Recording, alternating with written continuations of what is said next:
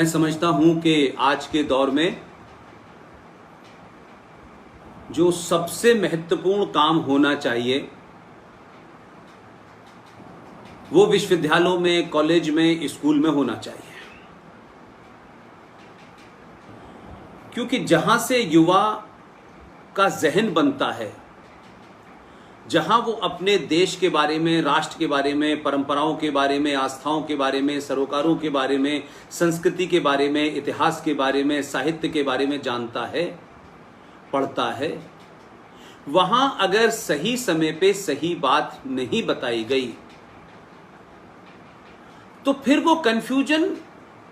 एक छात्र के अंदर नहीं रहता है, वो कंफ्यूजन पूरे देश में फैलता है। और जब आपकी नींव बड़े से बड़े इमारत की जो नींव है, उस फाउंडेशन के अंदर अगर कहीं कोई कमी रह गई, परिपक्वता नहीं आई, तो आप बिल्डिंग बना लेंगे, कुछ दिन तक वो खड़ी रहेगी, न वो अपने अस्तित्व को बचा सकती है, और जो दूसरी इमारत गिरने वाली भी होती है न उसको सहारा दे सकती है। इसी तरीके से किसी भी देश में नौजवानों के ऊपर, स्कूल में जो छोटे छोटे बच्चे होते हैं, वो उस उम्र में हर चीज उनके लिए नई होती है। इसीलिए बच्चों को आप जब लोअर केजी से फर्स्ट या सेकंड क्लास तक जब पढ़ाते हैं तो आप उन्हें चित्रों के माध्यम से पढ़ाते हैं, तस्वीर के माध्यम से पढ़ाते हैं, पिक्चर्स के माध्यम से पढ़ाते हैं, क्योंकि उस बच्चे के जहन में कुछ है ही नहीं, उसके मन मस्तिष्क के ऊपर किसी किस्म का कोई पहले से कोई तस्वीर बनी हो, कोई इमेजिनेशन उसके दिमाग में आता हो, ऐसा नहीं है। लिहाजा जो स्कूलिंग है वहां किस किस्म की कहानियां, किस किस्म की राइम, किस किस्म की प्रार्थना, किस किस्म की प्रेयर सिखाई जाती है, और उन स्थितियों से जब वो बच्चा निकल के थोड़ा 5th क्लास से लेके 10th तक आता है, तब वो कुछ कुछ देख करके अपने चारों तरफ के माहौल से उसके दिमाग में कुछ हलचल पैदा होती है। लेकिन स्कूल से जब वो कॉलेज, और कॉलेज के बाद जब उसका यूनिवर्सिटी का पूरा सफर शुरू होता है, उस वक्त एक कन्विंसिंग पावर होती है। किसी बात को कैसे समझाया गया है, किसी बात को कैसे उलझाया गया है, हम उस समय आर्गुमेंट करने की स्थिति में आते हैं। लिहाजा स्कूलिंग से लेकर के जब आप विश्वविद्यालय तक जाते हैं तो आपके सपने होते हैं दुनिया को जीतने, दुनिया को अपनी बात बताने, दुनिया को अपने विचारों से सहमत और असहमत करते हैं आप। और उस वक्त आपके अंदर एक बड़ा नया जज्बा होता है। आप हर नई चीज को जानना तो चाहते हैं, लेकिन उस नई चीज को जानने में अगर आपको तथ्यों की, फैक्ट्स की, फिगर की, रेफरेंसेस की गलत जानकारी दे दी जाए, और आपका अभिभावक, जो आपका गार्जियन है, जो स्कूल में अलग है, कॉलेज में अलग है, यूनिवर्सिटी में अलग है और घर में अलग है, तो जो यूनिवर्सिटी में आपके गार्जियन की पोजीशन में है, जो आपका उस्ताद है, जो टीचर है, अगर वो किसी एजेंडे के तहत अगर वो किसी खास विचारधारा से ग्रस्त होकर के जब भी कोई बात बताएगा तो उसमें उसका अपना निजी स्वार्थ, निजी विचारधारा, उसके हक में वो अलग अलग किस्म के तर्क गढ़ेगा। और आप में अगर तर्क शक्ति मजबूत नहीं है आपकी, तो आप उसके तर्कों के सामने हार जाएंगे और उसकी बात मान लेंगे। लेकिन मैं युवाओं और छात्रों से एक बात कहता हूं,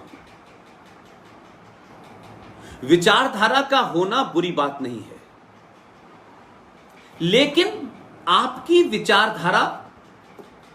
या आप अपने उस्ताद से उसी वक्त आर्गुमेंट कर सकते हैं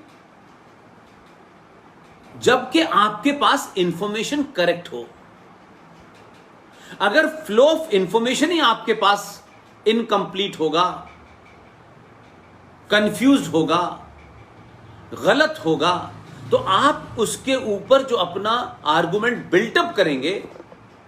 उससे आप सामने वाले को परास्त नहीं कर सकते। एक अच्छा शिक्षक और एक अच्छा विद्यार्थी वही होता है जो भाषा की मर्यादा, संस्कारों के दायरे में उस शिक्षक और छात्र के बीच का जो रिश्ता है उसको रखते हुए ध्यान में अपनी बात को पूरे वजन से, तथ्यों, रेफरेंस के साथ कहिए। तब जाकर के हम ये कह सकते हैं कि आप विश्वविद्यालय में या कॉलेज में जो शिक्षा ले रहे हैं वो एक तरफा नहीं है। एक शिक्षा तो वो होती है जिससे आप नंबर लाते हैं, आप पास होते हैं, आपकी मार्कशीट टॉपर हो जाती है, आपकी मार्कशीट आपको 60% देती है, 90% देती है, कभी कभी तो 98, 99% तक होते हैं। ये मार्कशीट तक वाला मुद्दा नहीं है। हम और आपके बीच में जो भी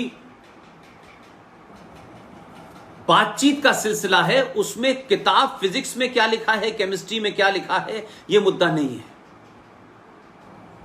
मुद्दा यह है कि हम जिस राष्ट्र के नागरिक हैं, हम जिस देश के सिटीजन हैं, वो देश क्या है, क्यों है, किस तरह का है, ऐसा है तो क्यों है और वैसा है तो क्यों नहीं है, हमारा संविधान क्या है, संविधान की बहस क्या थी, संविधान में यह बात क्यों लिखी गई है, संविधान में यह बात क्यों नहीं लिखी गई, यह बात बाद में क्यों लिखी गई, पहले क्यों नहीं लिखी गई। इसमें कम्युनलिज्म और सेकुलरिज्म नहीं है, इसमें वामपंथ और समाजवाद का मसला नहीं है, इसमें तो मुझे लगता है कि आप को कोई हरा नहीं सकता। कभी कभी ऐसा होता है कि हम एक इमेज बनाते हैं, हम पहले से एक नोशन क्रिएट कर लेते हैं, और जब किसी भी किताब का टाइटल पढ़कर ही आप किताब के अंदर क्या लिखा है, जब आप उस पे पहले ही राय बना लेते हैं, तो आप यकीन मानिए कि आप एक अच्छे विद्यार्थी नहीं हैं। और विद्यार्थी का जीवन किसी विश्वविद्यालय तक सीमित हो, यह मैं मानता नहीं हूं। अच्छा बुद्धिजीवी, अच्छा शिक्षक वही है जो आखिरी सांस तक अपने आप को छात्र समझता हो, जो ये मानता हो कि मैं कुछ चीजें जानता हूं लेकिन सब कुछ नहीं जानता, मैं सब कुछ का ज्ञाता नहीं हूं और मुझे अब पढ़ने की जरूरत नहीं है क्योंकि मैंने जो पढ़ लिया है वो अंतिम है। अगर इस मनोदशा से, चाहे वो स्कूल का बच्चा हो, चाहे कॉलेज का बच्चा हो, चाहे शिक्षक हो, चाहे विद्वान से बड़ा विद्वान हो, अगर उसमें किसी नई बात को समझने की जिज्ञासा नहीं है, किसी नए तर्कों पे कसने की हिम्मत नहीं है, तो यकीन मानिए कि वो किसी विचारधारा का, किसी संगठन का, किसी पार्टी का, किसी गिरोह का अच्छा सदस्य हो सकता है, लेकिन हम उसे यह कहें कि वो एक अच्छा शिक्षक है, यह मैं नहीं मानता। इसलिए कभी कभी आदमी इन परिस्थितियों में इस तरीके से जकड़ जाता है कि वो अपने विद्यार्थी के ऊपर जो दबाव बनाता है वो इस बात का बनाता है कि अगर मेरी बात से तुम सहमत नहीं हो, तो बहुत कम मैंने देखे हैं कि जो अपने विद्यार्थी को इस बात के लिए प्रोत्साहित करते हो, इनकरेज करते हो कि वो बहस करे, एक सार्थक, एक logical, with reference, with reasoning के साथ में बहस होनी चाहिए। और किसी भी शिक्षक को यह गलतफहमी नहीं होनी चाहिए कि अगर मेरा विद्यार्थी, मेरा जो छात्र है, अगर वो मुझसे बेहतर कोई अच्छा आर्गुमेंट, कोई अच्छा रेफरेंस, कोई अच्छी किताब पढ़ने के बाद रेफरेंस दे रहा है, तो मैं इसलिए नहीं उसको रिजेक्ट कर सकता क्योंकि मैं शिक्षक हूं। तो ये जो भाषा है कि क्या तुम मुझसे ज्यादा जानते हो, मैं शिक्षक ऐसे ही बनाऊं, मैंने क्या 18 साल प्रोफेसर होने के बाद घास छीली है, ये तमाम शब्द उस कुंठाग्रत शिक्षक के हो सकते हैं जो अपने आप को मार्कशीट ओरिएंटेड, इस देश में उस मार्कशीट के कारण प्रोफेसर तो बन गए हैं, रीडर तो बन गए हैं, लेकिन उनके अंदर अपने ज्ञान को जब कोई दूसरा चैलेंज दे तो उसे बचाने, उसे सार्थक रूप से एक्सप्लेन करने में वो असमर्थ होता है। तो एक कुंठा पैदा हो जाती है, एक एरोगेंस पैदा हो जाती है, और ये एरोगेंस ही उसको बताती है कि सामने वाले की उम्र क्या है, सामने वाले का ज्ञान कितना है, तब वो फिर उम्र से आपको तय करने लगता है। इसलिए जीनियस कोई जरूरी नहीं है कि 60 साल के बाद ही कोई होगा, और यह भी तय नहीं है कि जो 60 साल का हो गया है और बहुत बड़ा प्रोफेसर था तो उससे बड़ा कोई जीनियस नहीं हो सकता।